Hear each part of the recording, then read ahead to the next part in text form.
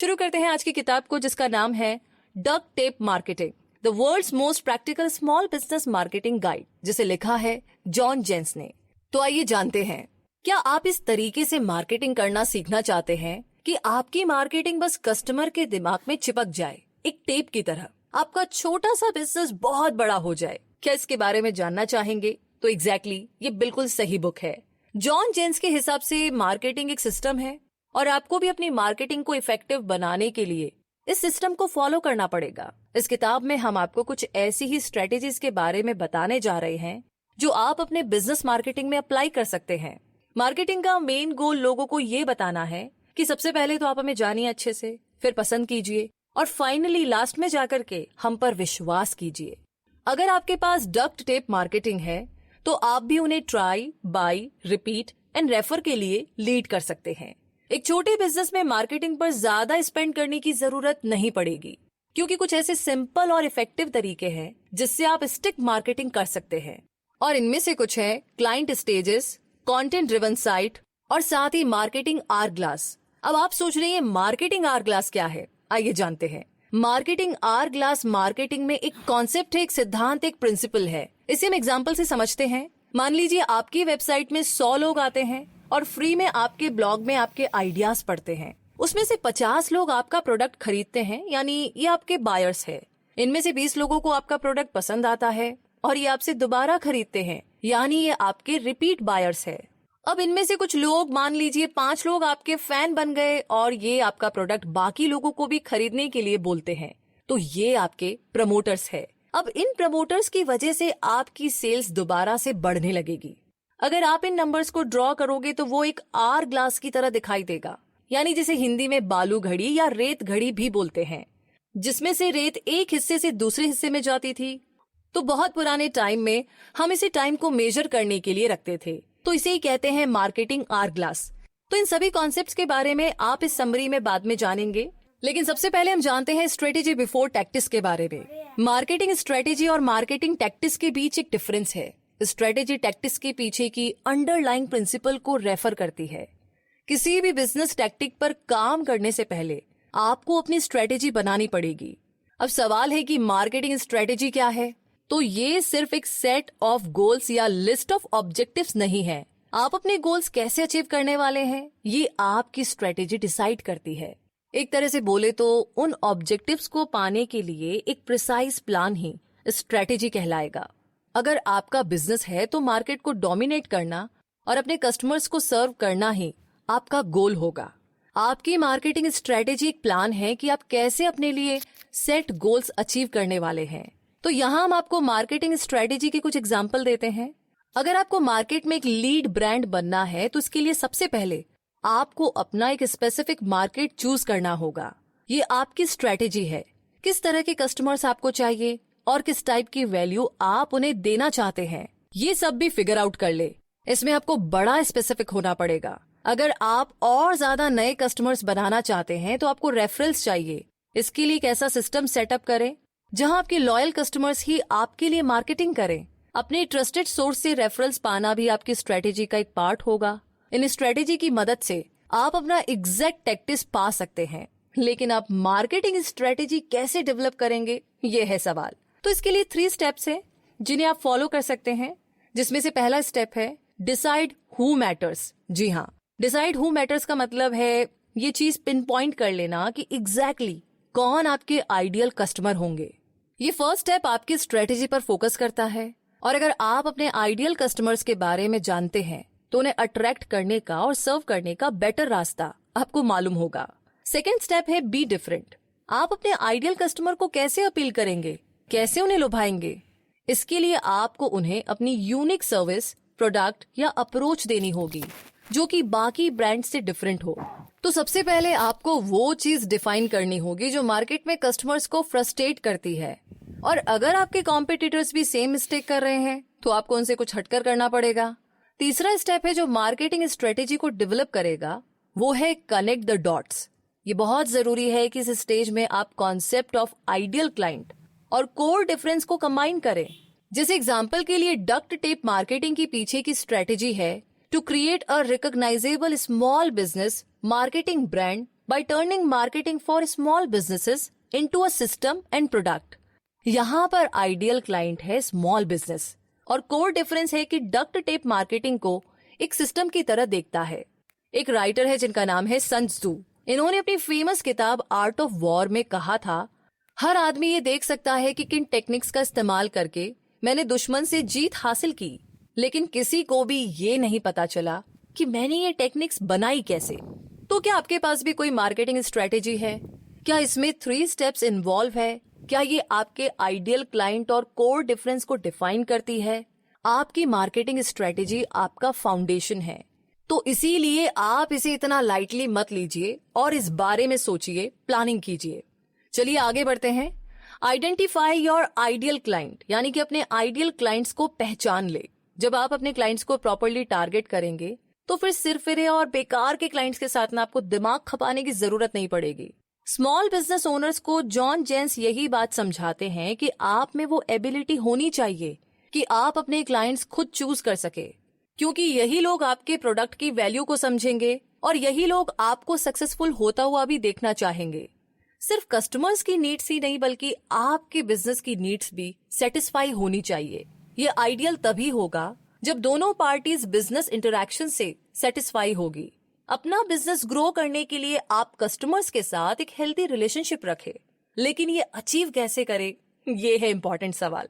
तो सबसे पहले तो अपने आइडियल कस्टमर को डिफाइन कर लीजिए, लेकिन इसका ये मतलब बिल्कुल भी नहीं है कि आप बाकी के कस्टमर्स को एकदम भगा दे, भूल जाए। आइडियल कस्टमर बना करके आप अपने बिजनेस को बनाए रखेंगे, आपका बिजनेस सरवाइव करता रहेगा।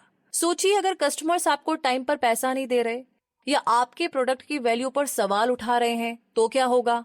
सिंपल सी बात है कि ये आपके बिजनेस को अफेक्ट करेगा। इसीलिए ये बात माइंड में रख ले कि आपके कस्टमर्स इल मैनर्ड बिल्कुल ना हो, मतलब गलत तरीके से बिहेव ना करे। अब सवाल है कि आइडियल कस्टमर्स को ढूंढा कैसे जाए? कोई चिराग लेकर के ढूंढे? नहीं, आज के टाइम में ऐसा पॉसिबल नहीं है, लेकिन हाँ आपके पास कुछ टूल्स है। इसके लिए हम आपको 5 स्टेप्स बताते हैं। पहला स्टेप है बी प्रॉफिटेबल फर्स्ट, यानी कि अपने कस्टमर्स की एक लिस्ट बना लीजिए और इसमें ये भी लिख लीजिए कि हर किसी से आपको कितना प्रॉफिट मिल रहा है और उन्हें किस टाइप का ट्रांजिशन चाहिए। फिर उन्हें मोस्ट प्रॉफिटेबल से लिस्ट प्रॉफिटेबल की रैंक में रखे। जो लिस्ट प्रॉफिटेबल है उनसे अगर छुटकारा मिल जाए तो भी आपके बिजनेस को कोई नुकसान नहीं। इससे आप ज्यादा प्रॉफिट देने वालों पर और भी ज्यादा फोकस कर पाएंगे।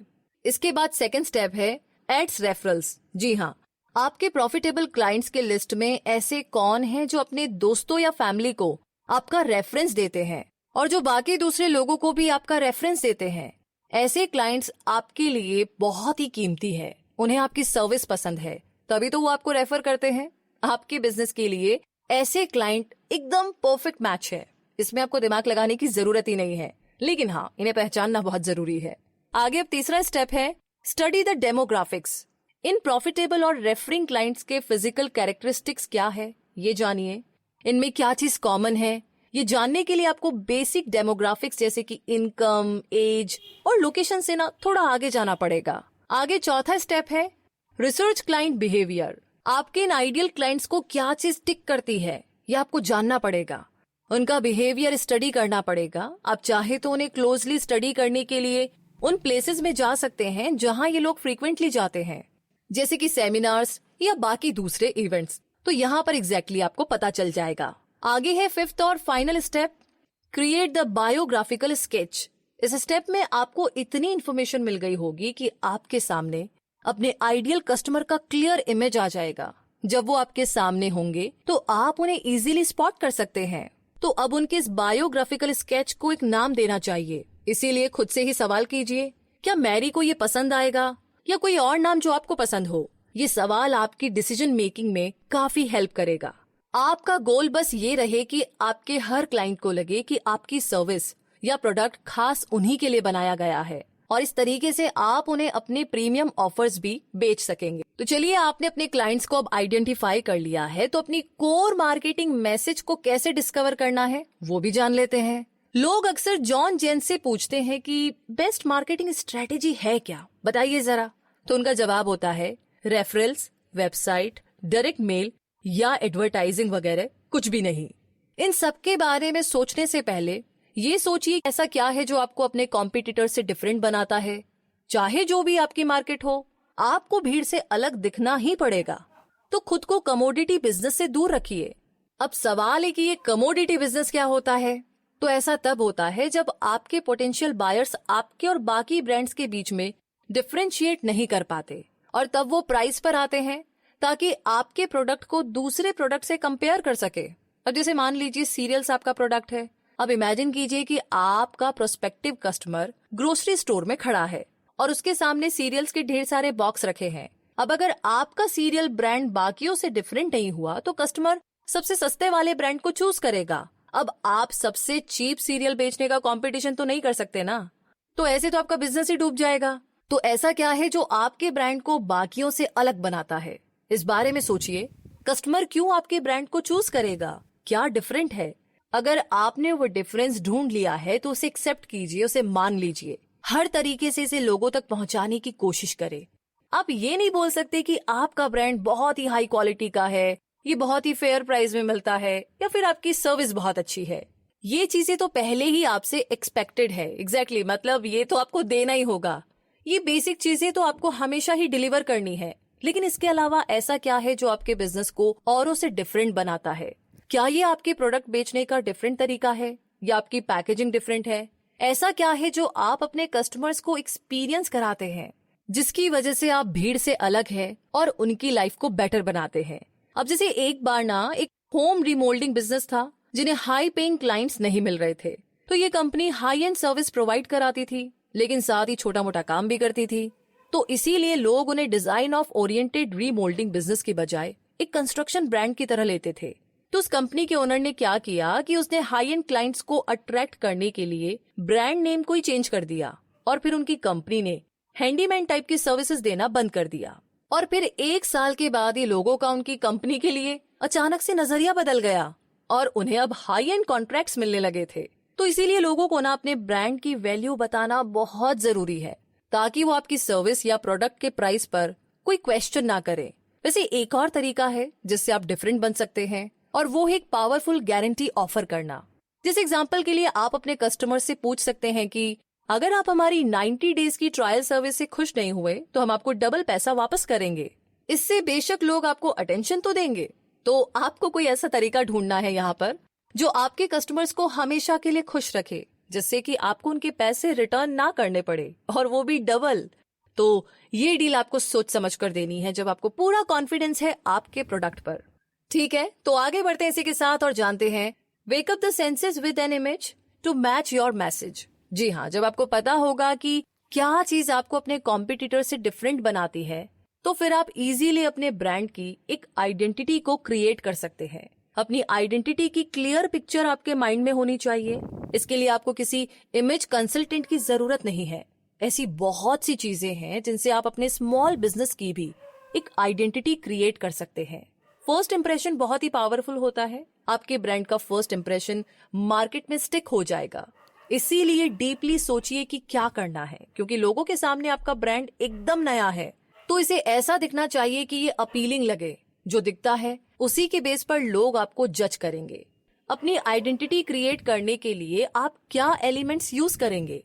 इनमें ब्रांड का लोगो और नाम मेजर फैक्टर होते हैं, लेकिन इसके अलावा और भी चीजें हैं जो मैटर करती है, जैसे कि आपका business card, staff uniform, invoice, email signature, delivery vehicle और फेसबुक फैन पेज। तो ये सारे एलिमेंट्स मिलकर के आपके ब्रांड की आइडेंटिटी को कम्युनिकेट करते हैं। कुछ और एलिमेंट्स भी है, जैसे आपका fax cover, newsletters, advertising, email format, website, customer service, sales people और एम्प्लॉयज का एटीट्यूड। ये भी बहुत इंपॉर्टेंट है। तो ये सब कुछ सुनने में और करने में ना बहुत सारा काम लगता है, मगर यही तो सारे सक्सेसफुल ब्रांड करते हैं। एग्जैक्टली वो अपनी आइडेंटिटी के हिसाब से ही अपने एम्प्लॉय भी हायर करते हैं। उनकी यूनिक स्टाइल पर ही उनका कम्युनिकेशन बेस्ड होता है। ये सारे ऊपर बताए गए एलिमेंट्स मिलकर के वो टोटल एक्सपीरियंस बनाते हैं जो आपके कस्टमर को आपके ब्रांड से मिलेगा। बिजनेस लोगो और नेम चूज करने के लिए यहाँ पर हम आपको कुछ टिप्स दे रहे हैं। आपका लोगो सिर्फ एक ट्रेंड को फॉलो ना करें, अगर इसमें लास्टिंग वैल्यू भी हो तो अच्छा है। दूसरा है कि ये डिस्टिंक्ट होना चाहिए। तीसरी बात ये कि आपके आइडियल क्लाइंट्स को अपीलिंग लगना चाहिए। और चौथी बात, आपके ब्रांड के कोर मैसेज से ये मैच होना बहुत जरूरी है।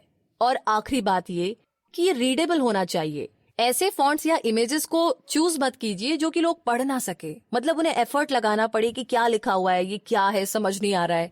इन सब के बीच इस बात का भी ख्याल रखिए कि आपके बिजनेस नेम से लोगों को इस बात का आइडिया हो जाए कि आप क्या सर्विस या प्रोडक्ट ऑफर कर रहे हैं। जैसे एग्जांपल के लिए अगर आप नाम चूज करें तो बॉब्स इलेक्ट्रिक के बजाय चूज कीजिए बॉब्स इलेक्ट्रिकल रिपेयर, क्योंकि पहले वाले नाम से लोगों को पता ही नहीं चलेगा कि आप इलेक्ट्रिकल रिपेयर करते हैं या फिर इलेक्ट्रिक गिटार बेचते हैं। और साथ ही नाम ऐसा चूज कीजिए जो कि सबसे डिफरेंट लगे, जो एकदम नया लगे, लेकिन हाँ उन सभी बातों का खास ख्याल रखे कि जो आपका प्रोडक्ट है उससे मैच करे। लॉ फर्म अक्सर ऐसे नाम यूज करती है, स्मिथ, जॉनसन विलियम्स, लेकिन अगर उनका नाम ट्रैफिक वायोलेशन बस्टर्स हो तो आपको क्या लगता है कौन सा नाम सही सूट करता है? आप इस बारे में सोचिए और एग्जैक्टली अपनी फर्म की, अपनी कंपनी के नाम के बारे में भी आप सोच सकते हैं, अपने प्रोडक्ट के बारे में सोच सकते हैं। आगे बढ़ते हैं हम इसी के साथ। Create products and services for every stage of client development. आइए जानते हैं, इस चैप्टर में आपको 2 इम्पोर्टेंट कॉन्सेप्ट्स के बारे में बताया जाएगा। ये क्लाइंट डेवलपमेंट और मार्केटिंग आर ग्लासेस के स्टेजेस है। तो चलिए पहले क्लाइंट स्टेजेस से शुरू करते हैं। आप बस एक ही टाइप का प्रोडक्ट या सर्विस नहीं दे सकते, क्योंकि ये अप्रोच आपको ऑल या नथिंग वाली सिचुएशन में ला करके खड़ा कर देगी और आपके बिजनेस को लिमिट कर देगी। इसीलिए आपके पास अपने क्लाइंट्स के लिए ऑफर्स की सीरीज होनी चाहिए। मार्केटिंग ऐसे ही कीजिए जैसे कि आप किसी को डेट कर रहे हैं। आप अपने आइडियल गर्ल या बॉय के बारे में सोचते हैं और जब आपको एक परफेक्ट मैच मिल जाता है तो आप शादी के सपने देखने लगते हैं, फिर घर, परिवार और बच्चे, फिर तो लंबी चेन है खैर। लेकिन अपने रिलेशनशिप में लाइफ टाइम कमिटमेंट से पहले आपको कुछ स्टेजेस से गुजरना पड़ेगा। सेम यही चेंज मार्केटिंग के साथ भी अप्लाई होता है। तो क्लाइंट डेवलपमेंट के स्टेजेस क्या है? ये स्टेजेस है suspects, prospects, clients, repeat clients और चैंपियंस। अपने आइडियल क्लाइंट के बारे में सोचना आपका फर्स्ट स्टेज है। फिर आपके सस्पेक्ट्स वो लोग हैं जो आपके आइडियल क्लाइंट प्रोफाइल में फिट होंगे और आपके इनिशियल ऑफर पर रिस्पॉन्ड करके वो आपके प्रोस्पेक्ट्स भी बन जाएंगे। क्लाइंट्स वो लोग होते हैं जिन्होंने आपके प्रोडक्ट को खरीदा और ट्राई किया, और जब वो लौट करके आपके पास वापस आते हैं तो आप उन्हें अपना रिपीट क्लाइंट बोल सकते हैं। और फाइनली चैंपियंस वो होते हैं जो ज्यादा से ज्यादा आपके एक्सपेंसिव लेकिन वैल्यूएबल प्रोडक्ट्स को खरीदेंगे। और सबसे इम्पोर्टेंट बात है कि ये चैंपियंस आपका बिजनेस बाकी लोगों को भी रेफर करेंगे। जी हाँ, आप अपनी मार्केटिंग स्ट्रेटेजी का यूज लोगों को सस्पेक्ट स्टेज से चैंपियंस स्टेज तक लाने में करेंगे। इस प्रोसेस में आप अपने क्लाइंट्स और बिजनेस रिलेशनशिप में ट्रस्ट और लॉयल्टी बिल्ड करेंगे। तो आप ये ट्रस्ट कैसे बिल्ड करेंगे? जाहिर है कि आप ये ट्रस्ट अपने हाई क्वालिटी प्रोडक्ट्स या सर्विस देकर के बिल्ड करेंगे। और ये चीज हमें मार्केटिंग आवर ग्लास के कॉन्सेप्ट पर लेकर आती है। क्या आप मार्केटिंग फनल से फेमिलियर है? अपने माइंड में किचन फनल की पिक्चर को ट्राई कीजिए, सोचिए। मार्केटिंग फनल का आइडिया है कि लोगों को हाई प्राइस में आपके ज्यादा वैल्यूएबल ऑफर के बारे में गाइड किया जाए। इसके डीपेस्ट लेवल पर आपके हाई एंड क्लाइंट होते हैं जो आपके प्रीमियम ऑफर्स के लिए सब्सक्राइब करेंगे। मार्केटिंग फनल यहाँ पर खत्म होती है। अब एक आर ग्लास को इमेजिन कीजिए। मार्केटिंग आर ग्लास में प्रोसेस चलता रहता है। आपके करंट एग्जिस्टिंग क्लाइंट्स आपका बिजनेस अपनी जान पहचान के लोगों को रेफर करेंगे और वो रेफरल्स आपके सस्पेक्ट्स बनेंगे और फिर यही प्रोसेस चलता रहेगा। Marketing are glass approach use करके आप वाकई में अपने बिजनेस को एक्सपैंड कर सकते हैं। आपके पास चैंपियंस है जो आपके प्रीमियम प्रोडक्ट्स खरीदते रहेंगे और ज्यादा से ज्यादा पोटेंशियल बायर्स को भी आपका रेफरेंस देते रहेंगे। तो यही डक्ट टेप मार्केटिंग का निचोड़ है कि आप लोगों को इस तरीके से अप्रोच करें कि पहले आप उन्हें इतनी वैल्यू दे कि वो आपको जानने लगे, फिर पसंद करने लगे और फाइनली आप पर ट्रस्ट करने लगे, विश्वास करने लगे। अगर ऐसा हो जाएगा तो वो आपकी चीजें पहले ट्राई करेंगे, फिर उन्हें खरीदेंगे, फिर बार बार खरीदेंगे और फाइनली वो आपके प्रोडक्ट को अपने दोस्तों को भी, अपने रिलेटिव्स को भी खरीदने के लिए बोलेंगे, यानी कि प्रमोट करेंगे। तो कहने का मतलब ये है कि इस कॉन्सेप्ट के थ्रू ट्राई, बाय और रिपीट और रेफर, ये सब चीजें काम करती है। और अब आगे बढ़ते हैं और जानते हैं produce marketing content that educates. जी हाँ, आज लोग किसी भी प्रॉब्लम या क्वेश्चन का आंसर गूगल में सर्च करते हैं। किसी को भी अगर किसी कंपनी, प्रोडक्ट या सर्विस के बारे में जानना है तो बस उसे ऑनलाइन सर्च कर लीजिए। इसीलिए आपके लिए कंटेंट प्रोड्यूस करना बहुत इंपॉर्टेंट है। अगर आप लोगों को गूगल पर नहीं मिलते तो समझ लीजिए आपका स्मॉल बिजनेस डूब गया। इसीलिए कंटेंट प्रोडक्शन आपकी मार्केटिंग स्ट्रेटेजी का एक पार्ट होना चाहिए। आपका कंटेंट 2 इम्पोर्टेंट चीजों पर फोकस करना चाहिए, जो है लोगों का ट्रस्ट बिल्ड करना, और उनको अपने बिजनेस के बारे में एजुकेट करना। जो कंटेंट आप यूज कर सकते हैं उनके एग्जाम्पल है blogs, social media, reviews, e books और सेमिनार्स। जैसे कि आप अपना ढेर सारा प्यार हमें देते हैं गूगल प्ले में रिव्यूज दे करके, उसके लिए थैंक यू सो मच। अब आगे बढ़ते हैं। सबसे पहले तो आपको ना अपना बिजनेस ब्लॉग क्रिएट करना पड़ेगा, क्योंकि इसकी हेल्प से आप और ज्यादा कंटेंट प्रोड्यूस करके उन्हें इजीली शेयर कर पाएंगे। आपके blog content articles, workshops, materials या फिर ई बुक्स के तौर पर भी अडॉप्ट हो सकती है। अगली चीज जो आपके कंटेंट में होगी वो है सोशल मीडिया। इसमें से ज्यादातर फ्री होता है, तो आप इस अपॉर्चुनिटी को यूज कर सकते हैं। फेसबुक और लिंक्डइन जैसी वेबसाइट्स पर अपना प्रोफाइल क्रिएट करें। साथ ही कुछ मैगजीन साइट्स जैसे कि इंक, बिजनेस वीक और एंटरप्रेन्योर भी आप ज्वाइन कर ले। अपने प्रोफाइल्स में कुछ वैल्यूएबल इन्फॉर्मेशन डालें, कुछ इमेजेस और वीडियोस भी आप अपलोड कर सकते हैं। और सबसे इम्पोर्टेंट बात यह है कि अपनी कंपनी की वेबसाइट का लिंक इंक्लूड करें। साथ ही कुछ रिव्यू साइट्स भी ज्वाइन कर ले, जैसे कि येल्प, सिटी सर्च या फिर मर्चेंट सर्कल। यूजर्स इन साइट्स में अपने कमेंट्स और रेटिंग्स को शेयर करते हैं। अब लोग आपके बिजनेस के बारे में क्या कमेंट देंगे ये तो आपके हाथ में नहीं है, लेकिन आप उन्हें क्लोजली मॉनिटर कर सकते हैं। गूगल इन रिव्यू साइट्स को हाईलाइट करता है, इसीलिए कस्टमर्स का पॉजिटिव फीडबैक बहुत जरूरी है। एक ई बुक क्रिएट करने का एडवांटेज ये है कि आप इसमें बहुत सी इन्फॉर्मेशन को इंक्लूड कर सकते हैं। आप उस बारे में लिख सकते हैं जो आपकी कंपनी को डिफरेंट बनाती है और जो आपकी सक्सेस का सीक्रेट है। अपनी इमेजिनेशन को यूज कीजिए। एक और कंटेंट जो आप प्रोड्यूस कर सकते हैं वो है सेमिनार्स। जी हाँ, ये ऑनलाइन भी हो सकता है और ऑफलाइन भी। एक 45 मिनट्स का सेशन काफी होगा अपनी वैल्यूएबल इन्फॉर्मेशन देने के लिए। अपने पोटेंशियल बायर्स को एजुकेट करने के अलावा आप उनसे इंटरेक्ट भी कर सकते हैं, बात कर सकते हैं और अपने सेमिनार्स के लिए अपनी ई बुक कॉन्टेंट को बेस बना सकते हैं। इसी के साथ अब आगे बढ़ते हैं और जानते हैं a web presence that works day and night. जी हाँ, आज के टाइम में किसी भी स्मॉल बिजनेस के लिए अपनी ऑनलाइन प्रेजेंस बनाना बहुत जरूरी है। अगर आपने ऐसा नहीं किया तो आप एक तरीके से सीरियसली, इंटरनेट एक बहुत ही बड़ा कन्वीनियंट तरीका है लोगों तक पहुंचने का और कस्टमर्स को ढूंढने का। ऑनलाइन होने का मतलब है ज्यादा सेल के चांसेस, इसीलिए अपनी ऑनलाइन एक्टिविटीज को सीरियसली लीजिए। यहाँ पर हम आपको कुछ टिप्स दे रहे हैं जिससे कि आप अपनी कंपनी वेबसाइट को इम्प्रूव कर सकते हैं।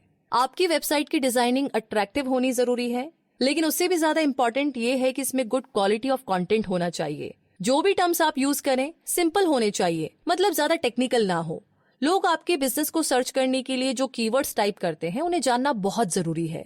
सिंगल कॉन्टेक्ट इन्फॉर्मेशन पेज की बजाय अपनी कॉन्टेक्ट इन्फॉर्मेशन साइट के हर पेज में रखें ताकि कस्टमर इजीली आपसे कॉन्टेक्ट कर सके। अपने ब्लॉग, पोस्ट और सोशल मीडिया में भी अपनी वेबसाइट की लिंक्स इंक्लूड करना बिल्कुल ना भूले। सीओ या सर्च इंजन ऑप्टिमाइजेशन पर ज्यादा रिले ना करें। आपके पास कुछ पे पर क्लिक एड्स भी होने चाहिए जो लोगों को आपकी साइट्स तक लेकर आए। साथ ही ये बहुत जरूरी है कि आपके सारे ऑनलाइन कंटेंट लोगों को आपकी मेन वेबसाइट तक लीड करे। जब लोग आपकी वेबसाइट पर आए तो ये ऑनलाइन ट्रैफिक आपकी गुड क्वालिटी कंटेंट को देख पाए। उन्हें आपके प्रोडक्ट या सर्विस के बारे में इंफॉर्मेशन मिलनी चाहिए। अगर लोग कंफ्यूज होंगे कि वो क्या पढ़ रहे हैं तो उन्हें कुछ समझ नहीं आएगा और वो आपकी वेबसाइट से मूव ऑन हो जाएंगे, एग्जिट कर देंगे। तो आपके बिजनेस के बारे में जब लोग अच्छे से जान लेंगे तो आप पर उनका ट्रस्ट इजीली बिल्ड हो जाएगा। आप उनसे बात करें, इससे पहले ही वो लोग आपके प्रोडक्ट को खरीद लेंगे। दूसरा एडवांटेज है कि ये रेफरिंग को आसान बना देता है। मान लो कि उनके फ्रेंड्स को भी वही प्रोडक्ट लेना है तो आपके क्लाइंट उन्हें आपकी साइट के बारे में बता देंगे। तो इसी के साथ मुद्दा मामला ऐसा है और कंक्लूजन ये है कि आपने यहाँ पर मार्केटिंग स्ट्रेटेजी के बारे में जाना, आपने अपने आइडियल क्लाइंट सर्च करने और कोर डिफरेंस के बारे में भी जाना। ऐसा क्या है जो आपको बाकी ब्रांड से अलग करता है, इस थॉट पर ही अपनी कंपनी की इमेज को बिल्ड करें। आपने मार्केटिंग आवर ग्लास और क्लाइंट डेवलपमेंट के स्टेजेस के बारे में भी जाना। आपने गुड कंटेंट क्रिएटिंग की इम्पोर्टेंस के बारे में भी जाना। ऐसे कंटेंट को प्रोड्यूस करें जिससे कि लोग आप पर ट्रस्ट कर सके और बाकी लोगों को भी आपका बिजनेस रेफर कर सके। कस्टमर आपसे 3 स्टेज में इंटरैक्ट करता है, बात करता है, कम्युनिकेट करता है। सबसे पहले वो आपको जानता है, फिर वो आपको लाइक करता है और फाइनली वो आप पर ट्रस्ट करता है। और जब ये सब कुछ होता है तो पहले वो आपका प्रोडक्ट ट्राई करेगा और फिर आपके बाकी नए प्रोडक्ट्स को भी खरीदता रहेगा और फिर फाइनली वो आपके लिए मार्केटिंग भी करेगा, जैसे अपने दोस्तों और फैमिली को आपके प्रोडक्ट्स के बारे में बताकर उन्हें रेफर करेगा। तो इसी के साथ ये समरी यहीं पर होती है खत्म। तो दोस्तों रिव्यू सेक्शन में जरूर लिख करके हमें बताइएगा कि आपको ये समरी कैसी लगी और साथ ही कौन